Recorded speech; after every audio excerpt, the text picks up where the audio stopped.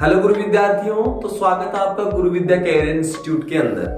देखो, first of all I am very sorry उस चीज के लिए कि पिछले कुछ दिनों से आरटी की रेगुलर क्लासेस नहीं आ पा रही है।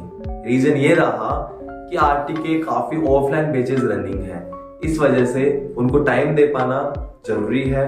और वहां और जहां बात करें कि कोशिश ये हो रही है काफी दूर दराज के बच्चे हैं उनके लिए ऑनलाइन क्लासेस भी अवेलेबल करा सकें, क्योंकि बहुत कुछ ही पढ़ा पाएंगे अपन यूट्यूब पे। काफी सारा मैटर जो रह जाएगा वो ऐप पर ही अवेलेबल हो पाएगा। ठीक है, तो जल्द से जल्द, इतना जल्दी हो पा रहा है तो जीवीसीआई का जो ऐप अपने वो प्ले स्टोर पे अवेलेबल हो जाएगा। बाकी जो भी इंफॉर्मेशन आपको मनोज सर इन्फॉर्म कर देंगे। ठीक है, तो अपना जो रनिंग क्लास थी वो क्लास थी अपनी एब्जॉर्ब डोज की। अपन पिछली 3 क्लासेस ले चुके हैं, रेडियो एक्टिविटी, एक्सपोजर, कर्मा। तो 4th क्लास अपनी एब्जॉर्ब डोज। कंटिन्यू करते हैं एब्जॉर्ब डोज से। क्या होती है एब्जॉर्ब डोज, उसके बारे में बात करते हैं। बात करी थी अपने कि जिस हिसाब से बरसात की जो बूंदें बादलों से आ रही थी हवा के झोंकों के साथ में और एकदम सतह से टकरा रही थी, टकराने के बाद में वो हो रही थी उसमें एब्जॉर्ब। जिस हिसाब से एब्जॉर्ब हो रही थी तो उसी तरह रेडिएशन भी ऊपर से आ रही है किसी सोर्स से, आने के बाद में क्या हो रही है, एब्जॉर्ब हो रही है। तो वही कहला रही है अपने पास में एब्जॉर्ब डोज। सबसे पहली बात करें जिस हिसाब से कर्मा का सिंबल होता है, यानी उसकी जो उसका फॉर्मूला होता है DE/DM। तो अपन में यहां पे भी इसका फॉर्मूला रहेगा DE/DM, लेकिन ये E मतलब एनर्जी। ठीक है, इस जो बटे का निशान होता है उसको बोलते हैं पर, और M को बोलेंगे मास। इसको मैंने क्या बोला है, एब्जॉर्ब डोज। D का मतलब डोज, तो डोज बराबर क्या हो गया, DE/DM। अब स्मॉल वाला D क्या होता है, मैंने बताया D का मतलब होता है चेंज, अंतर, छोटा सा अंतर। तो DE/DM यानी एनर्जी में अंतर बटे मास में अंतर। बेटा एनर्जी कौन सी है, जो एनर्जी क्या हो रही है, एब्जॉर्ब हो रही है। ठीक है, अगर मान लो इस मास को मैं 1 मान लूं, एक में अगर किसी संख्या के भाग में आता है तो वो संख्या वो की वही रह जाती है। तो अगर यहां मैं 1 मान लूं तो D किसके बराबर हो जाएगा, DE के। इतना करेक्ट कर पा रहे हो बेटा। 1 किसको बोलते हैं, 1 को फिजिक्स में क्या कहा जाता है, यूनिट यानी 1। तो मास का भी क्या लिख दिया मैंने, यूनिट। तो अपनी डेफिनेशन क्या बनी, absorbed energy per unit mass. आप भी समझते हैं। सबसे पहली बात, D मतलब डोज, फॉर्मूला DE/DM। E का मतलब एनर्जी, कौन सी एनर्जी, जो एब्जॉर्ब हो रही है। दूसरी बात M मतलब मास, मास किस चीज का, जो भी मैटर है माध्यम है उसका मास। सबसे पहली बात करूं कि मैं अगर मास को कितना ले लूं, 1। जैसे मैं इसको 1 लूंगा तो D किसके बराबर हो जाएगा, DE। तो अपन क्या कहा, तो एब्जॉर्ब्ड एनर्जी पर किसको बोलते हैं, बटे के निशान को, उसके बाद लिखा यूनिट मास। इतना समझ में आया। दूसरी बात समझो कि जो E मतलब एनर्जी होती है, एनर्जी अपने पास में किसी भी चीज की यूनिट, इकाई लिखने की 2 पद्धतियां होती हैं। पहली SI यूनिट, दूसरी CGS यूनिट। बात करें SI यूनिट में तो एनर्जी को बोला जाता है जूल और CGS में बोला जाता है बेटा अर्ग। इतना समझ में आया। वही बात करें दूसरा मास के लिए, तो मास को SI यूनिट में क्या बोला जाता है, किलोग्राम, और CGS पद्धति में क्या बोला जाता है, ग्राम। ठीक है, अगर बात करें कि इन दोनों में आपस में क्या संबंध होता है, तो संबंध ये होता है 1 जूल के अंदर अर्ग होते हैं 10 की घात 5, यानी 1 के बाद में कितने जीरो है, 5। इन 1 के बाद 5 जीरो होती है उसको बोला जाता है 1 लाख। वही बात करें 1 किलोग्राम में कितने ग्राम होते हैं, 1000 ग्राम। बेटा ये जो रेंज होती है ये कहां से स्टार्ट होती है, 10 की पावर 24 से लेकर कौन कौन सी होती है ये, yocto, zepto, atto, femto, pico, nano, micro, milli, centi, deci, deca, hecto, kilo, mega, giga, tera, peta, exa, zetta, yotta. इस तरह से +24 से -24 तक ये चलती रहती है। तो बात करें कि यहाँ पे कितना है, 1 जूल के अंदर 10 की घात 5 अर्ग। वही बात करें 1 किलोग्राम में कितना है, 1000 ग्राम। तो अपने पास में जो डोज है इसकी भी 2 यूनिट्स होती है, एक तो SI पद्धति में और एक दूसरी CGS पद्धति में। बात करें SI यूनिट की पद्धति में तो ये रहेगी, देखो एनर्जी पर मास है तो एनर्जी की यूनिट क्या रहेगी, जूल। मास की यूनिट क्या रही बेटा, किलोग्राम, तो जूल पर किलोग्राम। बेटा इसी को कहा जाता है ग्रे। समझ में आ गया, इसको बोलते हैं ग्रे। अब समझो, तो अपन ने ग्रे क्या लिखा, जूल पर किलोग्राम। वही बात करें अगर इसकी सीजीएस पद्धति की, सीजीएस पद्धति में एनर्जी किसमें नापा जाता है? अर्क के अंदर, और मास को किसमें नापा जाता है? ग्राम के अंदर। तो अर्क पर ग्राम, बेटा अर्क पर ग्राम को बोला जाता है यहाँ पे रेड। रेड का मतलब रेडिएशन एब्जॉर्ब डोज। बात करें इन दोनों में आपस में क्या संबंध होता है उसके बारे में पढ़ते हैं। तो देखो क्या संबंध है। देखो ग्रे बराबर क्या होता है? जूल पर केजी। एक जूल में कितने अर्ग हैं? 10 की घात 5। तो मैंने लिख दिया 10 की घात 5 अर्ग। वही बात करें 1 किलोग्राम में कितने ग्राम है? 1000। देखो 3 जीरो ऊपर है, 5 जीरो ऊपर, 3 जीरो नीचे, 5 जीरो ऊपर। तो इन 3 जीरो से इसमें से 2 जीरो कट जाएंगी, तो बचेगा कितना? 2 जीरो बच जाएंगी। बेटा अर्ग पर ग्राम को क्या बोलते हैं? रेड। तो अपन ने क्या लिखा कि 1 ग्रे में कितने रेड होते हैं? 10 की घात 2 रेड। या अपन लिख सकते हैं 1 ग्रे के अंदर कितने रेड होते हैं? 100 रेड। तो अपन इस तरह से सीजीएस पद्धति और इसके एसआई यूनिट दोनों के अंदर क्या कर पा रहे हैं? डिफरेंशिएट कर पा रहे हैं और साथ में इनका रिलेशन भी बता पा रहे हैं। समझो सबसे पहले अर्ग की एसआई यूनिट और सीजीएस यूनिट। देखो एनर्जी, एनर्जी क्या है? ऊर्जा। ऊर्जा को एसआई यूनिट में किसमें नापते हैं? जूल में। सीजीएस में किसमें नापते हैं? अर्ग में। दोनों में संबंध क्या होगा? 1 जूल बराबर 10 की घात 5 अर्ग। उसके बाद मास, मास यानी द्रव्यमान। इसको एसआई यूनिट किसमें नापते हैं? किलोग्राम में। और बात करें सीजीएस में किसमें नापते हैं? ग्राम में। अब बात करें कि एसआई यूनिट के अंदर जूल पर किलोग्राम। जूल पर किलोग्राम क्यों लिखा? क्योंकि एनर्जी को लिखते हैं जूल से और मास को लिखते हैं किलोग्राम से। तो जूल पर किलोग्राम, इसको क्या बोला? ग्रे। सीजीएस पद्धति में मैंने लिख दिया इसको अर्ग पर ग्राम यानी रेड। इस तरह से क्या हुआ कि एक संबंध निकल के आया इसके ग्रे और रेड के अंदर। अब बात करते हैं एब्जॉर्ब एनर्जी कौन कौन सी हो सकती है। तो मैंने लिखा एनर्जी क्या हो सकती है? R in minus R out plus summation Q। बेटा R मतलब रेडिएशन, इन मतलब अंदर। अगर किसी भी चीज के अंदर रेडिएशन आ रही है तो R इन, उसमें से बाहर निकल रही है तो R आउट, और साथ में क्या है? Plus summation Q। अब इस तरह समझते हैं। मान लो ये आपकी छत है,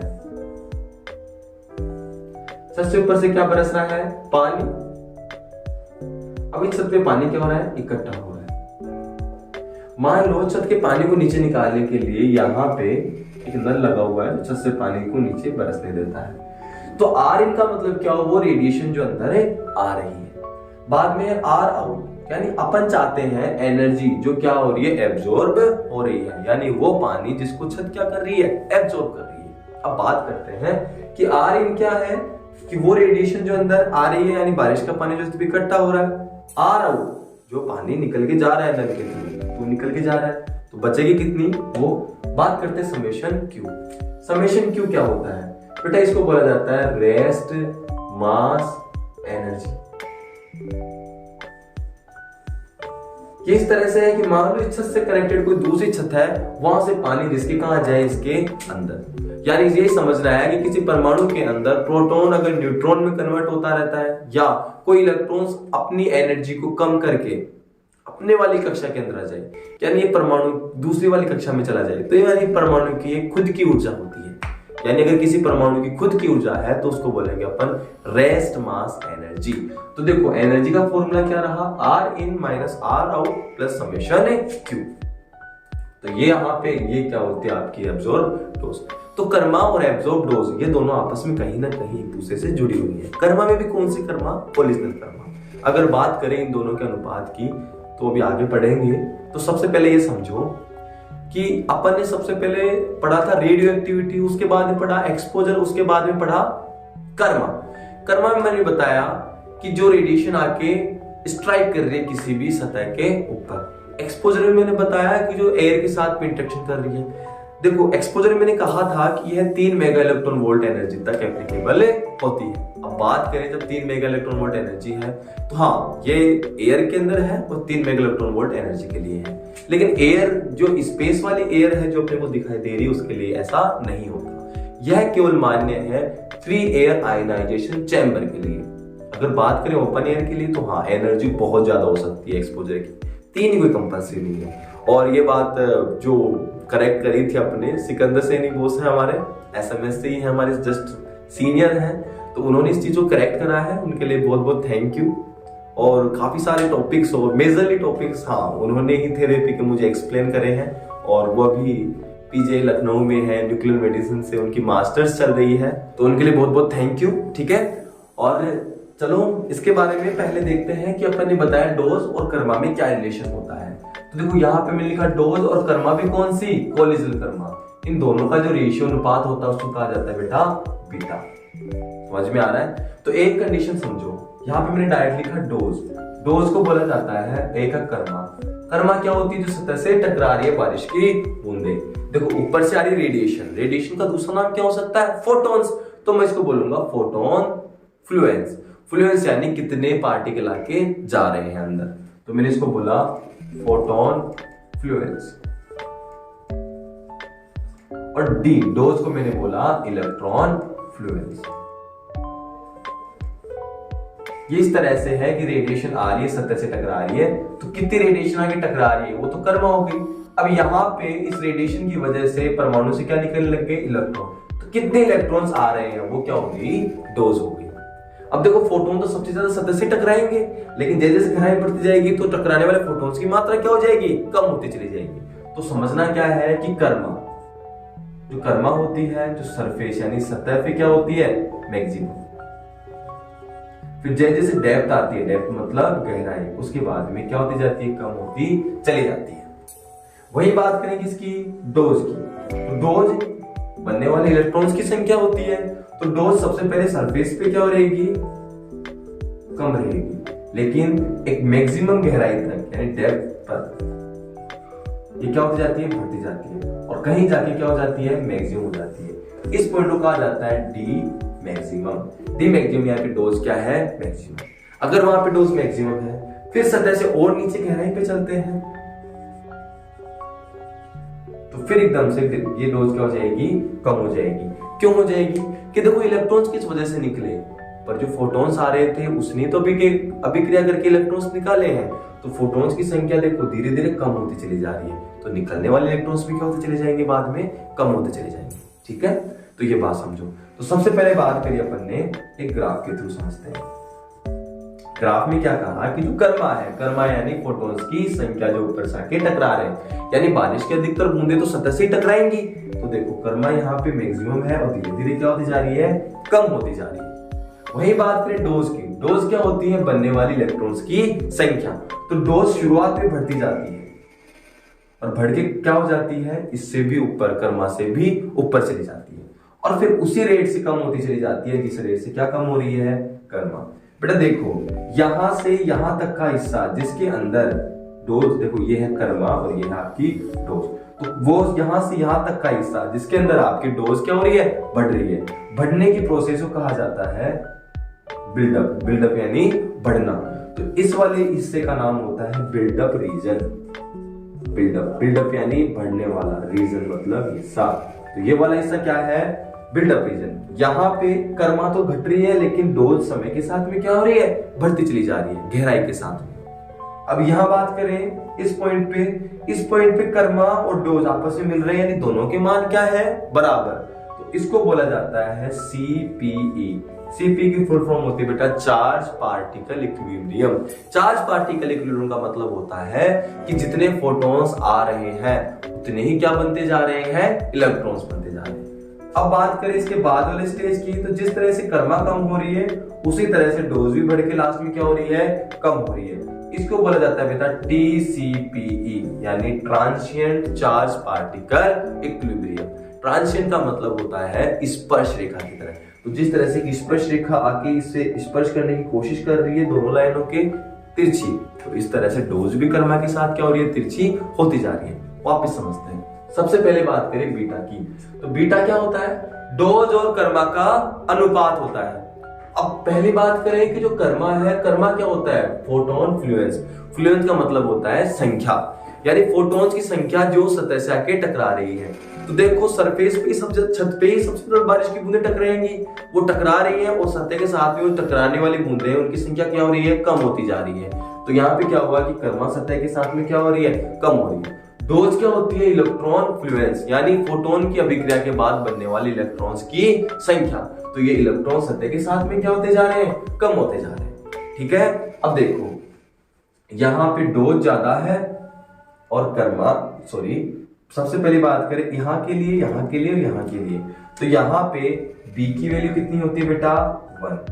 ठीक है, यहाँ पे देखो, यहाँ पे कर्मा ज्यादा है, डोज कम है, कर्मा ज्यादा है, डोज कम है, यानी हर का मान क्या है? ज्यादा। अगर हर का मान ज्यादा है तो बी की वैल्यू क्या हो जाएगी? 1 से कम, और इसके लिए बी की वैल्यू क्या हो जाएगी? 1 से ज्यादा। समझो, अगर डी ज्यादा तो बी भी ज्यादा, यानी एक दूसरे के आमने सामने है।